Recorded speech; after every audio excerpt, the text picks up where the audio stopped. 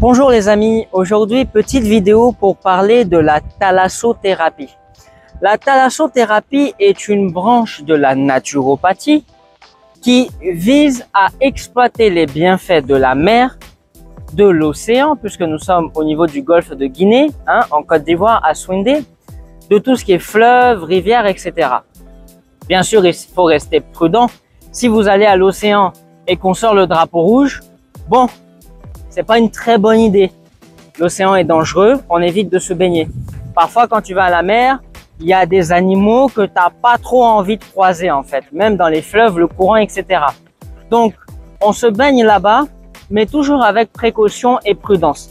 La thalassothérapie dit que se respirer l'air marin, ce que je suis en train de faire, c'est bon pour la santé.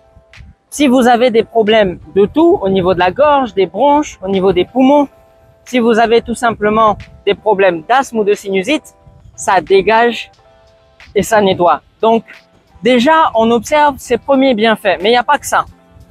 Le fait de se poser, de s'asseoir et de planter les pieds sur le sable, parce que, attends, je te rappelle que tu as le ciel qui est bleu, tu le vois, tu as le soleil, héliothérapie, thérapie par le soleil, donc vitamine D, tu as le sable fin, tu as l'océan, et tu as les cocotiers.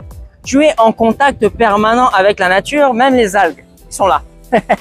Donc, il faut comprendre que une fois dans le mois, venir se baigner en piquant une tête dans l'océan, dans la mer, le fleuve, peu importe, c'est bon pour la santé. Et c'est quelque chose que je recommande à tout le monde, minimum une fois par mois. Venez ici. Alors, on parle de certaines vertus spirituelles. Ça peut paraître ésotérique et ceux qui me suivent savent à quel point je déteste l'ésotérisme. Mais soyons honnêtes, sur ce point-là, les gens ont raison.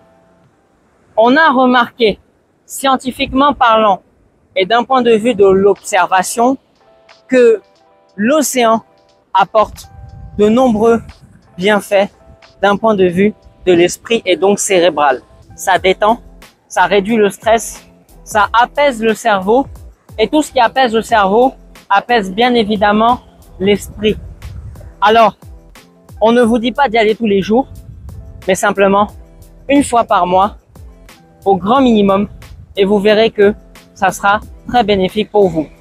Le fait de vous baigner, eh bien le sel de la mer, bien évidemment vous éviterez d'y aller en Inde parce que l'eau est polluée. Mais si vous êtes dans un pays où la mer n'est pas polluée, même si très honnêtement, je doute que l'océan ici ne soit pas totalement pollué parce qu'elle n'est pas totalement pure aussi. Tu vois bien les déchets qu'elle a rejetés. Il n'y a pas que les algues, Il y a des canettes de coca, des canettes de bière, des sandales et j'en passe. C'est l'océan qui a rejeté ça. Et bien quand même, ça permet de nettoyer la peau. Ça exfolie la peau. Donc mesdames qui disent oui mais moi, je prends des exfoliants, je prends du machin, je prends de ceci, je prends du cela. Le fait d'aller piquer une tête dans la mer, ça permet à ta peau de se nettoyer. Ça permet à tes cheveux de se renforcer et de les dégraisser si tu as naturellement les cheveux gras. Mais ça dégraisse aussi les peaux grasses. Ça renforce les ongles. Ça renforce le système immunitaire pour les personnes qui ont des problèmes d'immunodépression. Donc, vous voyez les amis, petite vidéo fait maison avec pas vraiment de montage, tout simplement pour vous parler des bienfaits de l'océan, des bienfaits de la mer. Donc si vous avez l'occasion de pouvoir de temps en temps venir et vous baigner, faites-le. Petit aparté, attention au coup de soleil. Le soleil c'est bon pour la santé tant qu'on n'exagère pas. Comme on dit chez nous en Côte d'Ivoire, il ne faut pas abuser bonne sauce. Dans rien dans la vie, il ne faut abuser. Alors, profitez de l'air marin, profitez du soleil. Mais n'exagérez pas. Il y a des personnes qui sortent le matin se baigner et rentrent le soir avec des coups de soleil monstrueux. Pourquoi?